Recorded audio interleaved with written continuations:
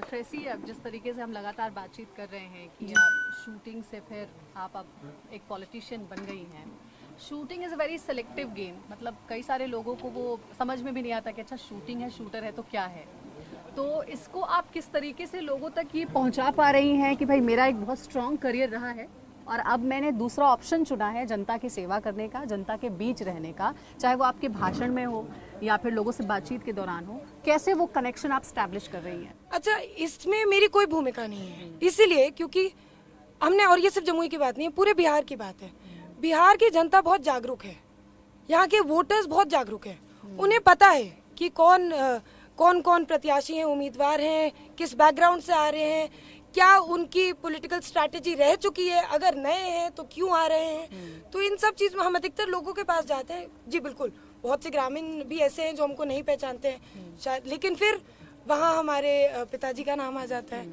अगर कुछ ऐसे ग्रामवासी हैं जो हमारे पिता को नहीं समझते हैं तो वहाँ नरेंद्र मोदी जी का हाथ आ जाता है। तो इस तरीके से, और जैसे हमने कहा, कार्यकर्ता गण इतना सक्षम है यहाँ पे कि हमें अपनी कभी पहचान बताने की जरूरत नहीं पड़ी। आपके पिताजी ने जो अपने क्षेत्र में काम किया है, उस काम के जरिए उन्होंने अपनी एक पहचान दादा के रूप में बनाई। लोग उन्हें दादा दादा कहते थे और आपने भी कई बार जब आपसे बातचीत हो रही है तो आपके पिताजी का जिक्र आ रहा है। हर बेटी के लिए उसका जो फादर होता है वो हीरो होता है।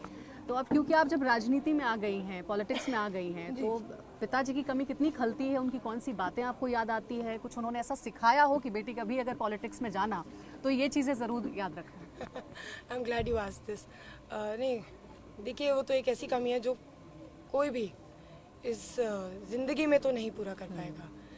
लेकिन हाँ, बहुत सी सिखाई हुई चीज़ें हैं। और एक उनकी बात कही भी हमेशा याद आती है। मानसी हंसेगी अब मैं उसके सामने दोहराऊंगी कर तो, सकती हैं यहाँ पे। लेकिन उन्होंने बहुत बचपन में हमें सिखाया था कि